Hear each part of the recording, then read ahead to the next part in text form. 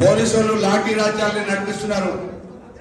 కాంగ్రెస్ నాయకులు పోలీసుల అండతోని అధికారుల అండతోని గ్రామాల స్వైర విహారం చేసే అధికార పక్షం వాళ్ళు మొక్కం చెల్లక ఈ రోజు ఏం చేయాలనంటే ప్రతిపక్ష నాయకుల మీద ప్రతిపక్ష నాయకుల ఇళ్ల మీద దాడులు చేయాలనే ఉద్దేశంతో కాంగ్రెస్ నాయకులు పోలీసుల సహకారంతో గద్దెలు వాలగొడుతున్నారు, ఇళ్ల మీద దాడులు చేస్తున్నారు, పొలాల మీద దౌర్జన్యం చేస్తున్నారు. ఖబర్దార్ నేను చెప్తా ఉన్నా కాంగ్రెస్ నాయకులకి, మళ్ళొక్కసారి పునరావృతం అయితే కోదాడు నియోజకవర్గంలో ఎక్కడ గులాబీ జెండాని టచ్ చేసిన బీఆర్ఎస్ నాయకుడిని పైన దౌర్జన్యం జరిగిన ईद का जवाब ईद पत्थर से देंगे. बिल्कुल अभी कोई आगे पीछे सोचने का नहीं है.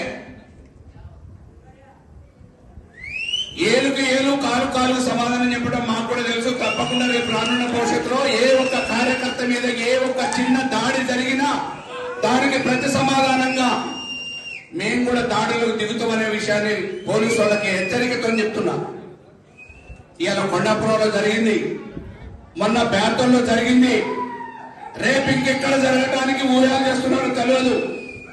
100% పోలీసు వాళ్ళు చర్యలు చేపట్టకపోతే అధికార నాయకులు పోలీసు వాళ్ళు మాకు అండగా ఉన్నారనే ధీమాతో ముందడుగు వేస్తే తప్పకుండా చట్టపరంగా పోలీసు వాళ్ళ బట్టలిపుతాం, అధికార పార్టీ వాళ్ళని ఊర్ల నుంచి బయటకు వెళ్ళకూడతాం అనే విషయాన్ని కూడా సభాముఖంగా తెలియజేస్తున్నా.